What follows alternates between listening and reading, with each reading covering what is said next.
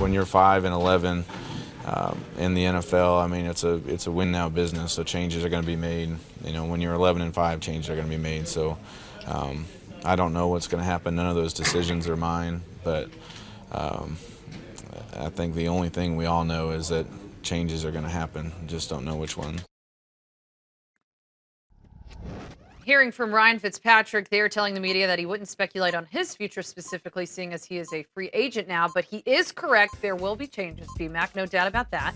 When you look at the current roster, the current quarterbacks specifically on the Jets roster, do you think the 2017 starter is on this team currently?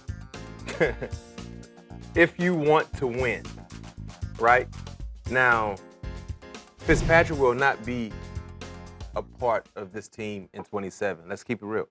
We don't know what the status will be with Geno Smith. So if you don't have Fitzpatrick or Geno Smith, hypothetically speaking, you have Bryce Petty, Christian Hackenberg, two guys that have no experience. We've seen quite a bit of Bryce Petty, but it was up and down. So I say no. I don't think the starting quarterback for 27 is on this roster currently right now. So if you don't think that, where do they look to? Should they look to trade? Should they look to draft, free agency? A lot of options here. They have a lot of options. They may have some quality pieces that could be appealing to other teams. You still have the rights to Brandon Marshall. You know, he said he wants to play for a winner. If you feel like that's a price tag that's too hefty for you to pay, could potentially try to use him as trade bait or address the quarterback position through the draft. But I don't know if you actually would like to add another young player to the other young players you already have there at that position. That does not make sense. You hear me say all the time, it's almost like the blind leading the blind. Mm-hmm. You're not going to get very, very far.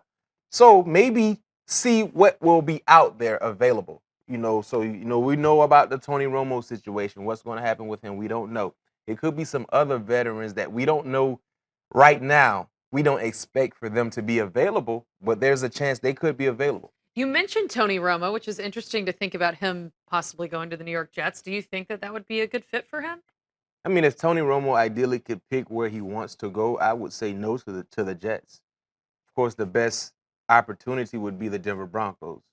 Two Pro Bowl wide receivers. C.J. Anderson, when healthy, he's a go-getter at the running back position. You would like to see them shore up the offensive line, but that's a winner right there with an elite defense. So that would be the ideal pick if I was Tony Romo, if you had that opportunity.